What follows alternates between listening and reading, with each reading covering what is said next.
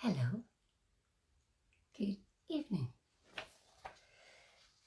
Here I am, once again, live in our group to tell a story, to tell a unique story. So I'll hold on for a few minutes. I know it's Friday night at home in Belfast. I see one eye. If you want to say hi, please do so. Hi, Rebecca. Hi, good to see you. So I'll give it a few minutes, but yes, I'm conscious it's Friday night here. I don't know where you are. Maybe you can tell me where you're based and if it's morning, afternoon, evening, or maybe it's Saturday. Hi, Nolene. I'm recognizing some people with their photographs. So I hope you're well. It's Friday night, and I know in my city, the city has opened up a little bit more. So some people may be out. I am not out. I'm at home telling my story, as I do, which fell on a Friday this month. And I have carried out 7. I've done 7 before. This is my 8th story, and it just happens to fall on a Friday. So when I commit, I commit. So I'm here at 9 o'clock. So I have 5 eyes. Please come and say hi if you want to. And like I have done, hi Holly, looking forward to your story as always. Thank you so much, Holly. I know, Holly, you're zooming in from Canada, so it's your afternoon, I believe. So today the story is me leaving Ireland to go to Angola. So the last one, I was in Ethiopia, and it was a coffee ceremony. So for anybody who's new to the group, and I know there's many people have joined, which is fantastic. This group was established, goodness me, it could be almost a year ago. And the purpose of the group, I suppose, was to, hi Mum and Dad, the purpose of the group was to come together with like-minded people who are interested in humanity, who are interested in enabling people, in being respectful, in being culturally aware. And I started to tell stories after a live interview 8 months ago. And my daddy, who is on at the moment, said, why don't you tell us some more stories? So I thought, why not? So I've been typing up my journals. I'm now in Angola. So I did this for 5 years internationally as a nutritionist in the field. And I'm writing these up to publish next year. And hey George, how you doing? Thank you so much, George. So the group is active very much so once a month here. So I'm looking at ways to use it more. But for now, it's my stories. 2 p.m. Okay, brilliant, Holly. Well, I hope you've settled down with a drink of choice, and I hope it's a lovely day over there with you. It was a beautiful day here in Belfast. The sun was shining, the sky was blue. So, and it's hard to believe it's the end of April. It's gone by so quickly. So I will begin. And as I say, if anybody is new, 2 p.m. in Idaho. Hi Masha, how are you? Good to see you here. Thank you for coming in. I tell a story. I simply read from my journals. Now this is first draft, so please be kind. And I thought I'd share real life scenarios of, hey Barbara, how you doing? Real life scenarios of what it's like to be a humanitarian. So what you see in the TV, yes, is what you see in the TV. But what I want to do with my book is to show hope. Hi Bernadette, you made it. Thank you, my dear. To show hope, to illustrate hope through the human element of humanitarianism. So this is very much my human story about leaving my home yet again, leaving my family and going off to do my job that I chose and how much I loved. So I'll begin. It's a long one, so I'm going to jump a couple of paragraphs, and I know everybody loves my detail because the idea is to bring you to where I was. And I know I've been successful in doing that. However, this is 9 pages. I didn't realize it was so long. When I started to type, it just flowed. And anybody who writes, you just keep going. So it's first draft, so I will begin. And I know there's a few new people in here, so I'm very welcome.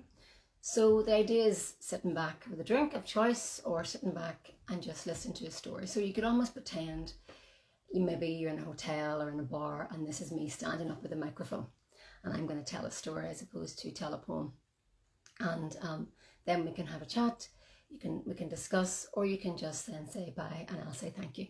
So I do love to talk about my experiences. It's now in my business, Unique New Adventure Limited, to pass on my education from the field to the next generation. So with the idea to create a more compassionate world. So here goes. Friday the 14th of February 2003. Well, here I go again. The life of the littlest hobo roaming from place to place. I feel a lot different from this time last year. I was in Afghanistan as a newbie, and now here I'm embarking on my third mission to Angola, back to the African continent. I'm all trained up and trained out for this after my training in Dublin in January. It was super training, even though I got emotional and was extremely vocal about a few work things, mostly the length of hours we are expected to work. Well, expected is the wrong word, as no one tells us to work 16 to 18 hours a day. There just seems almost an atmosphere of you to get on with it until the work is done. I can see how burnout can happen. So Una, you have been warned. This is me talking to myself, by the way, in my journal. I saw lots of different things, and this was my way to process what I saw. I'm all health checked too, as I need to, once again, take malaria prophylaxis, but not what I had in Afghanistan, as my hair seemed to turn green and lose the curl. The doctor in the Tropical Medical Bureau was, as usual, lovely, and I seemed to be like a regular. I suppose I am, as us expats are checked pre and post mission, which is very, very important. The goodbyes did not get any easier either. I mean, I chose this career knowing it would take me away from Ireland, but is in theory so much more different than practice. I had a super time at home, as I stay at home when I'm back, as I have yet to conform and buy a house. I enjoy the freedom now. I do wonder when that will change. But for now, my folks are happy I'm home, in between, as they know where I am and that I'm safe. It took some time to adjust to the house rules as well. Their house, their rules. And I was forever asked where I was going and if I had a key. Sorry, folks. I almost started a whiteboard, like in the field, to record where I was going each day. I know they mean well, of course, but after such a life and security restrictions and curfew, it was nice to throw caution to the wind, sometimes. Well, I am digressing this evening as I log this day. I am tired and homesick and need to get these thoughts out of my head. My journals have been brilliant. Huge recommendation for anyone embarking on a career like this, as sometimes you are that dog tired or tired from talking, especially as you need a translator. So things take twice as long. You don't want to talk to anyone after work, so your journal is your therapy. I know it has helped me a lot. I leave Belfast today. I got up early and sorted myself out. My comfortable, familiar bed will be no more for a while. I have a smile on my face, my folks don't. My mummy is heading off to work already, so we say goodbye. We will see each other later as I leave early afternoon. I prefer early evening long haul flights, as I know I will sleep. You can sleep anywhere. I can sleep anywhere. Even in the streets of Paris. Well, that is another story. Hi, Bernadette. I use today as a sorter day. My last checks for passport and visa and all that stuff. I triple check it, as I won't get in country if I don't have them. And I know they are there, as Dublin posted my passport up. But I still check, force of habit. I don't know if anybody here, when we used to fly, you used to check and check and check you had your passport. You knew you had your passport, but you still checked. Not an eventful day in the house this morning, as I'm all packed and my mind is already there on the African continent again. I'd pushed Dublin for a flight from Belfast this time, to Dublin, rather than the bus, and thankfully they agreed. I have a long day in front of me, Belfast to Dublin, Dublin to London with a short layover. Yeah, you know, Rebecca, what I mean. You double and triple check. Hopefully long enough to not miss my flight to Luanda, Angola. So I prefer not to be bundled onto a bus at the start. Bus from Belfast to Dublin is not terribly comfortable. It is time to head off. Mummy has arrived home to say goodbye. Works out well as it is over her lunch. I hug for a long period of time and I hold back tears until of course I need to go. I keep reminding myself this is the life I want, so there are sacrifices. My daddy is leaving me to the airport. Yes, always double checking. Yes, Lolly. My daddy is leaving me to the airport, which is endearing, but I will need to hold it together as the airport when I say goodbye. I think a taxi would have been better, but he insisted. The flight is slightly delayed, so we grab a coffee and wait. My well-travelled and delayed rucksack is gone, so I only have a carry-on to worry about. I now travel with a change of clothes and toiletries, a learning from Ethiopia. I am not having no toothbrush again. Never mind any underwear. Change of underwear. That's another story, another live. I don't book my rucksack through the whole way because I couldn't. The airline I am flying with from Belfast is not able to arrange this. And that's okay because I'm not prepared to lose my bag yet again. Again, another story.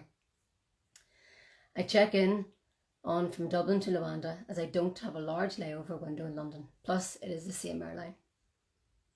It's tough to say goodbye to Daddy. Yep, you all know what I'm talking about triple checking your passport and your visa. Big hugs and wishes and I go through security. I don't look back. My folks are slightly less worried about this trip, the same as Ethiopia, as there has been no war in Angola for a number of years. Angola has signed a peace treaty and internationally it seems safe. Let's see what it's really like when I arrive. So I talk about missing them a lot. It's a long story, so I'm going to paraphrase a little bit. I talk about missing my family a lot. I've been away from home many years. I've studied in Derry. I studied in Scotland. I lived in England for 2 years. So I'm used to going away, but it's different going away on a plane to England as it is going away to a plane on the African continent. So, and I'm an extremely determined, focused lady. So these goodbyes come with a job. This was 2003, Bernadette, so it was a number of years ago, but still so fresh. I, like I do, get myself settled on the flight and say my usual prayer before I take off. The plane isn't too busy for a Friday and I have no one beside me, so I will stretch out once more. I flick through the in-flight magazine to kill the time and enjoy a cup of tea without the armrest down beside me and my rucksack in the chair beside me. The rock and roll lifestyle of an expat, a hot cup of tea. Arriving to Dublin and all is good. It's busy. I'm very thankful I am alone as I can stay focused. I thankfully locate my rucksack, get going, check in once again. I need to check in for my flight to London and beyond, and like I'm starting all over again, and say my best wishes to my rucksack once again. The next time I will see it will be in Angola. Yes, Mum, you do. My next flight's on time. And when I arrive into London, I thought Dublin was busy. London is hectic, noisy, and just overcrowded. People are everywhere, and I really notice an increase in volume. It is one of the main airports in London, so I suppose this is the way, but it's a little bit different from Belfast City Airport, which now seems days ago, not hours. My flight's at 7 o'clock at night. The way I prefer, as I hate sitting around doing nothing. I soak up the atmosphere. And once again, because I will live in a remote, living basic area, I enjoy my time. I have done it once, so I can do it again. Goal, the non-governmental organisation I'm going with, go to where the needs are greatest, which usually is in the middle of nowhere. The plane is on time, and now I am keen to get going. I made sure this time I got an aisle seat when I checked in, as the flight is a long flight. It's like me flying to LA from Belfast. I laid it on at the check-in desk, and yes, I got it. It means I'm not squashed at the window. I know I'm small, but I need to stretch myself out. Plus, the doctor recommended it. So, of course, I take his advice. There are many Angolans on the flight, something I didn't see going into Ethiopia. I suppose each country is different. The colours of the women and men's traditional dress, as the most of them are wearing African print, is just gorgeous. I don't stare, of course, but look long enough to take it all in. A lady beside me must not have flown much, as she doesn't know how to put her seatbelt on. It makes me think of all the things I take for granted without even thinking. Almost autopilot. Stewardess is patient, and I can tell the lady is nervous. I only flew myself for the first time when I was 21, so not that long ago. I'm making up for lost time now. So I settle myself down, take my clean boots off, put my blanket on, make sure my seatbelt is visible, and put my sticker on. I'm flying with BA. If you've flown before, you have your stickers. I put my sticker on to wake me up for dinner. I'm starting to get tired. My eyes are tired and stinging as I had a cry in the toilets in the airport. Better out than in, they say. And it isn't like I'm never going to see my parents again. As it turned out, I didn't need my sticker as I stay awake for dinner. I'm reading a lot of my book and I eventually fall asleep. Hey Laurie, good to see you. And I wake up a few hours later once again on the descent to Luanda. And what a dense, vast looking city. I am excited and nervous all over again and pray all will go well. Because I don't know. I have 2 countries experience before me, but every country's different. I've all crossed my rucksack too, as that wasn't a good start when I was in Ethiopia. So now technically it's Saturday because I flew in the time zone. It's a smooth flight. I'm just going to paraphrase some of this. It's a smooth flight. Put my boots back on and get ready. It takes a while to get out of the plane, but everybody rushes. I don't. There's no point. We're all going the same place. And my mentality of rushing off planes is dead and gone. What's the point, I think, because we're all going to get off.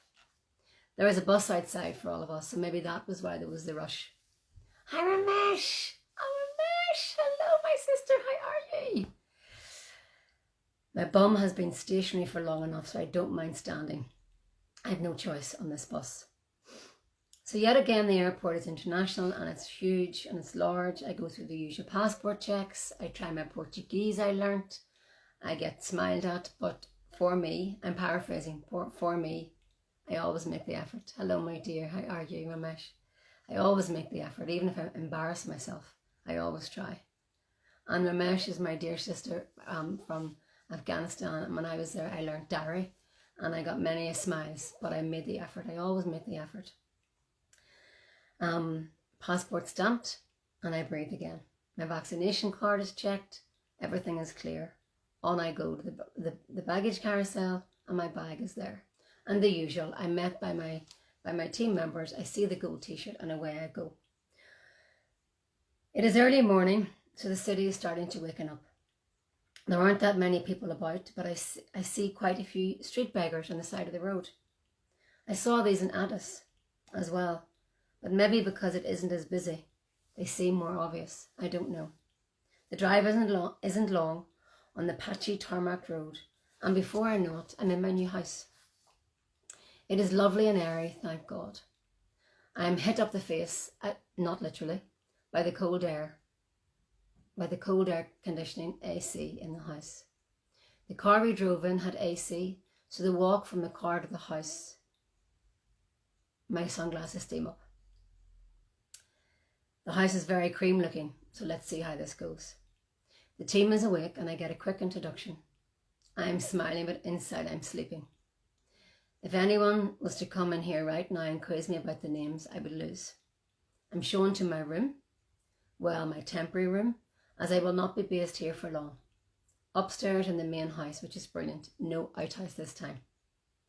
It is freezing, but I'm unsure whether to turn the AC off or not, as it is so humid. It is a simple room. Again, bed, table, cabinet and chair and light curtains, which I close immediately and fall into a very soft, clean, duvet-covered bed. I need to sleep, and I do. There is a plugged-in alarm clock, and as I turn over in the bed, as I hear some commotion downstairs, it reads 2 p.m. Yikes. It is the weekend. I've overslept. But I only landed a few hours ago. Thank you, Nolene. Thank you so much. For the first few seconds, I literally have no idea where I am. It comes back to me, and I hear the commotion, which is good, downstairs. The team, who are my workmates and my playmates, as they will be, are going to the beach. Imagine I'm going to the beach first day in Angola. Something I didn't think of, and maybe you don't. I didn't think of a beach on the African continent. Of course I'm invited. I get changed, I apply a copious amount of sun cream, and which just drives me crazy all the time. I'm so pale and freckly, but I must be careful. I'm told the sun is very strong here, which I'm unsure what that means. Is sun not sun? So I get changed and I get ready and off we go. The drive isn't long. I've no watch on, but I made an arrangement with myself that on the weekends I don't wear a watch, unless I'm going somewhere for a particular time. I know how busy and planned the survey will be from day to day, hour to hour, so I don't want to watch on Saturday. Plus I'll be going into the water. Not too far in case of sharks, so I don't want to get it destroyed. I feel the need to explain the shark story. As there's never been a sighting off the coast of Angola, well, to my knowledge, in the past few hours that I've been here. There may be ones in the aquarium if one exists here. You never know. I watched Jaws as a child. I'm as scared stiff of the sea since I've been about 8, and my mum and dad can testify. I realise I'm not the only child who watched Jaws too young, and now I'm terrified of the sea. When I hear the first score of the tune, dun dun, I just go fuzzy and funny. I need to have someone in between me and the outer sea so they can get eaten first and I have time to get out of the water. So if you're going to be in the sea with me, you may not want to be in the sea with me. Back in the car journey and the windows are down for a change. As like me, a few of my colleagues are not a fan of dry recycled air. We arrive and there is no shade. And I'm like, no, I'm so sensitive to the sun. This is not fun for me. The sun and the sand sticking to my skin because of my sun cream. I talk to myself and I say, gee whiz, and just get in the water and stop complaining. This can't be the humanitarian life. It doesn't compute in my head. The water is amazing and clear. A little rough, but not too bad. It feels warm as I tread the shallows, as I'm unsure of going in. We have loads of space, as I notice not many people go to the beach to sunbathe. It is all for the water to cool down. I leave it for now and sit in a towel and soak this all in. I just left Belfast yesterday with a few layers on, and now I'm on a beach on the African continent in February, covered in sun cream and sand, and I am not cold. How wonderful. It is not hot, but we aren't going to be here for long, as we have a party to go to this evening. It is breathtaking and brilliant. I love being beside water. Maybe it has something to do with my star sign, Cancerian. I shake myself and finally decide to go into the water for a swim. Seize this opportunity properly. My boss is in the water. She doesn't know my plan about her being in front of me. In case there's a shark, my cover is not blowing. This is surreal and magic all rolled into one. I usually take forever to get myself into the water, granted the Irish freezing sea, but today this is the South Atlantic Ocean, so a little different. The water is warm, the breeze coming off the water is warm, and the temperature is warm. Win, win, win. I'm like a fish and it feels wonderful. I do love to swim, and this is perfect. My boss is keen to swim too, so we go for a swim and I get briefed about my project in the field, in the sea. Imagine, no office, no chair, no AC. We're swimming side by side, talking about my project and what I'm going to be doing. Where would you get this? It feels like paradise as the water isn't busy, but it just is so warm. Inside my head I'm thinking, I hope I have enough sun cream on. Briefed, rejuvenated and ready to take on my new role, we head back home to the house, as we all have had enough sun, plus the Six Nations rugby is on. This story is more about life before the field. So in Angola, the houses, just a little bit more detail, the houses were very developed and they had, majority of them all had a TV and the rugby was on.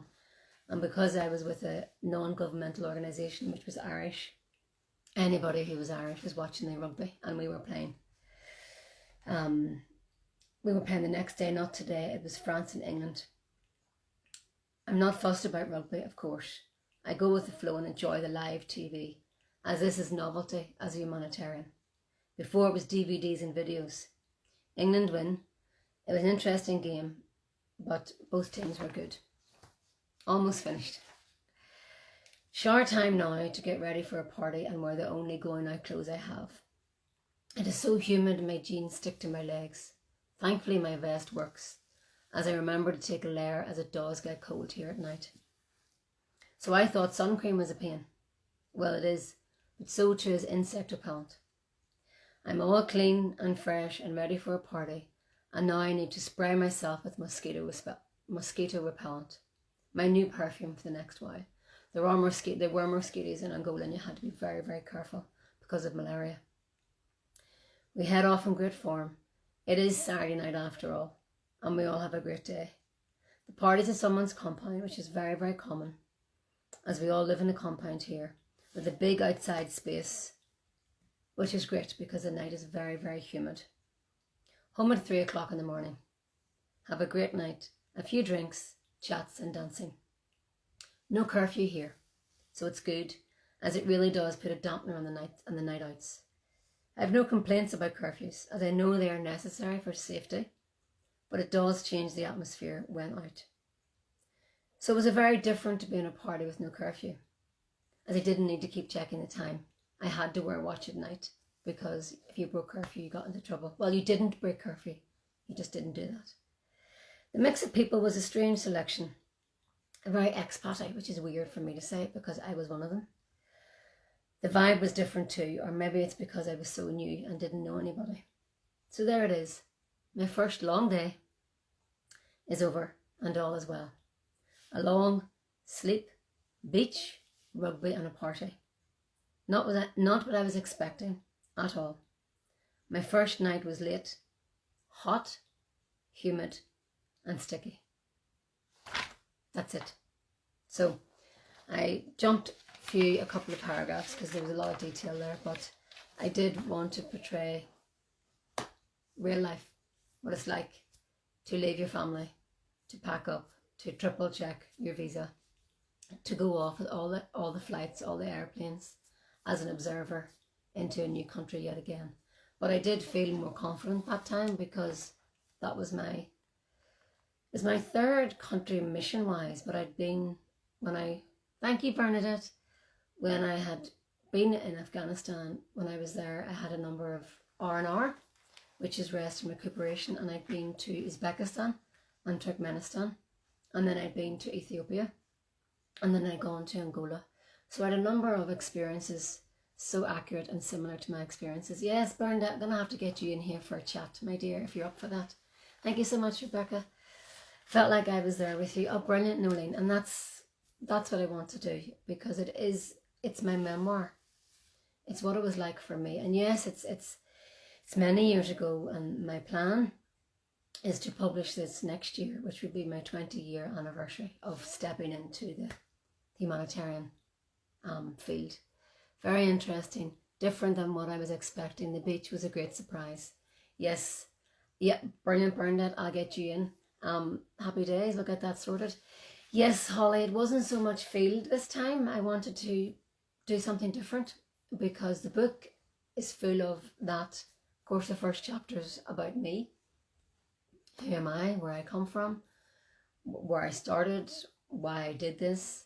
Going off to a far off land in Afghanistan and then moving on. So this is my 8th live, and I've done a lot in the field. I've touched on traditions, I've touched on customs, I've touched on perspectives, and this I felt was good to start off in Angola because it was more about my experiences before I went into the field. So I hope you've enjoyed it. So that's, my goodness me, I was speaking for half an hour, so I didn't know it was that long. But you know, sometimes when you pick up a book, there's a chapter there's a day that's quite long, a memoir, and there's a day that's quite short. So, you know, that was Saturday, and not that I'm going to read it, but Sunday then was the next day, clearly, when I woke up, and then I went to the field the next day in an extremely small plane. Absolutely brilliant, loved it. Thank you so much, Bernadette. The photograph that I put with Tony and James and myself to publicise this live, the plane behind me was the plane I arrived in. And that story will be detailed because I really thought I was going to die. It was such a small plane. And it is great to hear your experiences. Don't worry about writing the details. I want to hear everything. Did you chat to the lady on the plane? Please introduce your colleagues and your boss. Love the story on the beach. It didn't feel long at all. Oh, brilliant. Thank you so much, Barbara. So, yes, well, I have to be very mindful about names. So I'm not in the story as it stands. It's S or R or Buddy or, to give names. So that was, as I say, my perspective. I meet my boss then in the field and you hear more about her. So yes, absolutely, Barbara, I will be doing that. And please introduce your colleagues and your boss. The colleagues come, but they're anonymous. They need to be because of liability, I believe. So, but yes, it's very much, all I can talk about is my lived experiences and then living experiences with others. I can't speak for anybody else. So, but I do introduce people as the time goes. You'll hear more. And I'm so pleased that you loved the story on the beach. Yeah, it was totally random. It was beautiful. I was sitting going, this is the African continent. This doesn't make sense. Maisha, what is your biggest lesson from Angola? Oh, biggest lesson from Angola is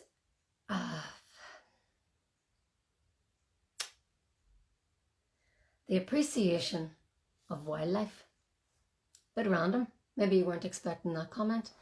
But in Angola, there was no wildlife or very little wildlife. There were no birds because it all died or they'd all been eaten. There were a lot of landmines in Angola at the time when I was there. There were more landmines than people. And it was also the rainy season.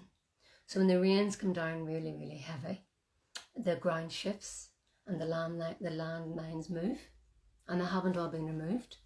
So the landmines moved, and cattle was destroyed, and farm animals were destroyed. And then when there's very little to eat in a country, the birds were eaten. So that was mine. It was like we were in the middle of nowhere sometimes, and there was no chirping. There were no birds, which I thought very, very, very strange. So that was different from before in Ethiopia. So maybe it wasn't the answer you were expecting, but that's my biggest lesson from Angola, is really the appreciation of wildlife and the appreciation of sounds and nature, because I didn't have that when I was there. Nolene, I loved how you told your emotions crying in the bathroom. Yes, my mum and dad are on, and they've been on before, and when they were on the first time I got emotional, so I'm holding it together this evening. But yes, Nolene, yeah, that's part also of what I want to share, is that it is tough. It is emotional leaving. It's emotional being so far away. And this was almost 20 years ago, and communication was null void. There was MSN chat and satellite phones. And that was it. And the satellite phones were really expensive, and I've told this story before.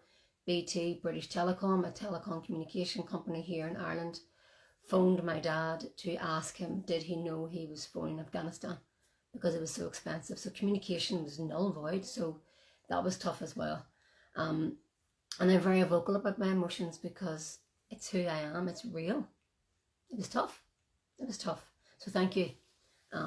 Sometimes I had to hold it together, and particularly with some things that I saw, because I didn't want to be disrespectful to what I was seeing, particularly if it was a severely malnourished child or a mother who was suffering, who was malnourished herself.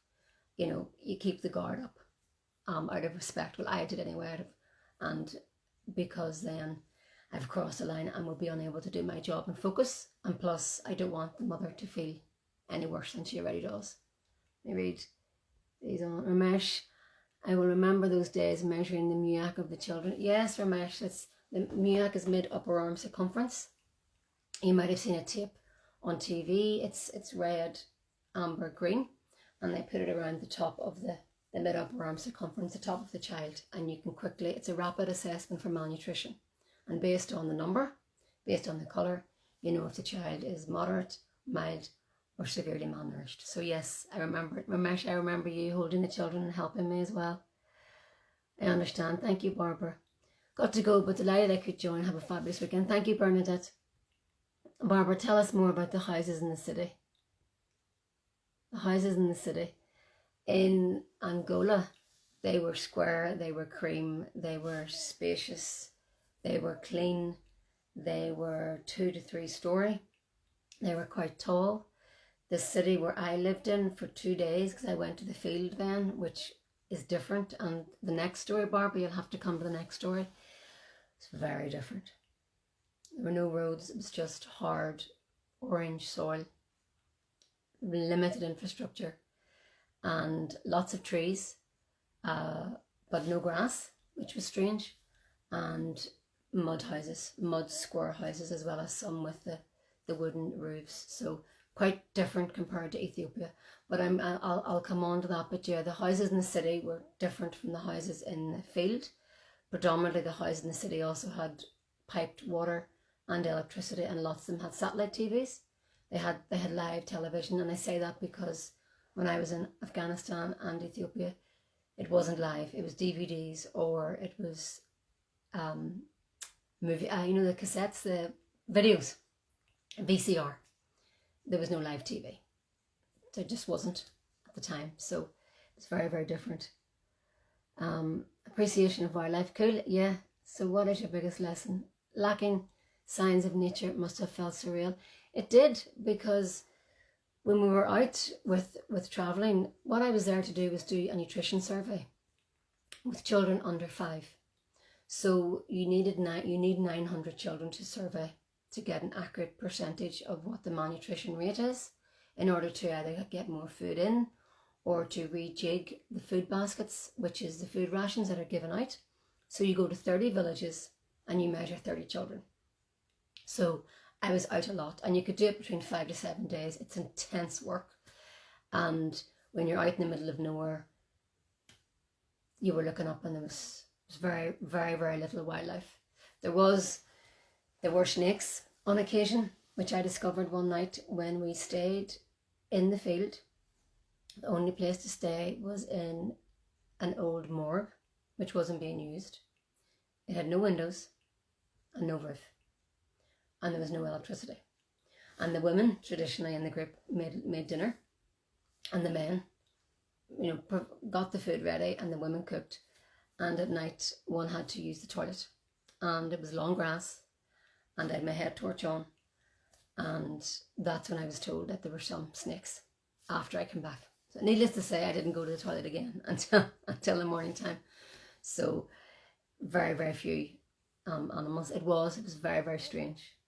These stories about the landmines and the effect regarding the wildlife is very important. I had no idea. Well, yeah, because on occasion, Barbara, when I was out, when it was really heavy rains, I was very, very worried driving. Well, I was always driven in the cars with the team, because if the land has shifted with the water, the landmine may have shifted. We didn't know.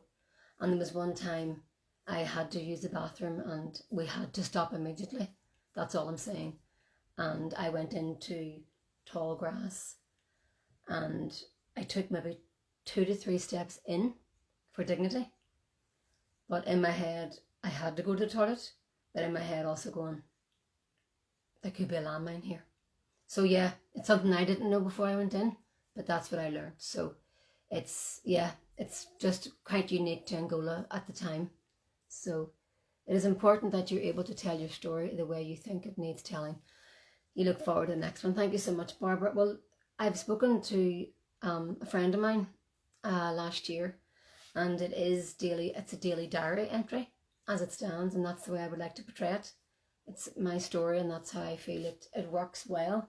And like any job, some days you get up, you go to the office, you have lunch, you come back, you watch a DVD and you go to bed. And other days you don't. And that's how I've written my diary in the previous lives, up at 6 o'clock doing my floor exercises, or going to the field, or cooking, or having a day off, or going an hour. So as it stands, it's a daily journal, a daily diary, a memoir. Someone said to me, write the whole thing up, and it could be 10 stories. But I find it in my head, how can I talk about going to Angola, to Sarimo on a small plane without describing getting into Angola? And for me, it was leaving Belfast, because that's one day. So I left Belfast in the afternoon, and I arrived the next day. I was in Angola on the beach.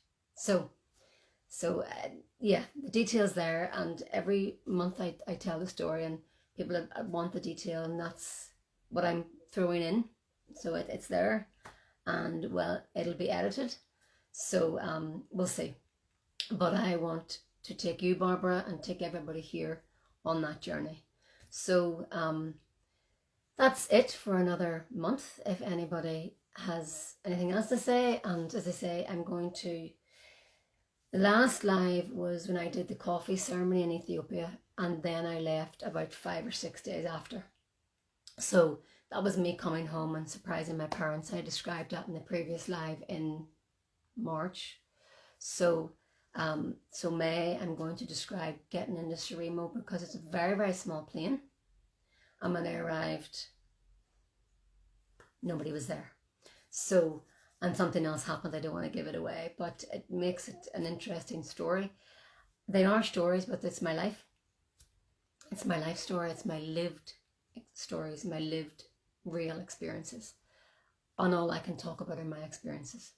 So thank you all. So before I go, I do want to dedicate this time to my brothers and sisters who are in India, who are going through a humanitarian crisis as we speak, as we breathe, as our city opens here in Belfast, Ireland. There is a crisis over there at the minute. I did put something in this group about B1G1, and I have donated. I have donated myself. Charity begins at home. But if you want to potentially do something, feel the need to do something to enable our brothers and sisters who are going through an horrific time, there's potentially what you could do. My friend Steve Pipe, he's involved with B1G1, Buy One Give One. It's a fantastic organisation. So you can give little things and it makes a huge impact. Education, water, sanitation, infrastructure, food, so on and so forth. So the link is in there. Again, it's up to you, but what I'm going to do, the length of time that I've been on, I'm going to donate £1 for each of the minutes I've been on as my contribution for the humanitarian crisis. It's really difficult to be sitting here, and even when I came home, seeing the humanitarian crisis happen all the time. Sometimes they're picked up by the media and sometimes they're not, but I know within India it's very, very, it's devastating what's going on. So that's what I want to do. So as I say, this is dedicated to them, and I send my prayers and my best wishes to them that they can stay safe and well. So if nobody has anything else to add or to say, it's been wonderful to have you all. So I'm going to just go through who was here to thank you all, because it's Friday night, Friday afternoon, Saturday morning, wherever you are, and I very much do appreciate your support to being here. So Rebecca, thank you. Holly, thank you. Mum and Dad, Maureen Pierce, Toha, thank you. George, Maya, Barbara, Bernadette, I know you had to run, Bernadette, thank you for the message. Rebecca, let me see, anybody new? Laurie, thank you. Ramesh, my goodness, Ramesh, it's been many, many years. We worked together in Afghanistan. She's one of my dear sisters, and it's been lovely that you were able to come in today. Noling, thank you so much for coming as well. I know you are all very busy, so I really, really appreciate you coming in. I'm just going through everybody. I don't want to miss anybody out. Barbara, thank you so much. I think I've got everybody. And if I don't, I'm terribly sorry. I'm genuinely sorry, but I believe I have everybody. So you're very welcome, Barbara. You're very welcome, Holly. Noling, thank you so much. It was lovely to see you in here. Ramesh, thank you so much. Thank you very much for sharing useful information. Thank you. So until next time, stay safe. And as I often say, my stories are with a purpose, and it's to talk. So if you can take this away today, so think of others. I hope you've thought of others today, tonight, tomorrow. Appreciate what you have. We've got so much, and appreciate what you have. Learn new different cultures and perspectives. You learn something new about Angola and the landmines and the nature and livestock, and then know something more about the world. So I hope you've been able to tick TALK off this evening, or whatever time you're at. And until next time, thank you so much for your support. Bye for now. Good night. Thank you.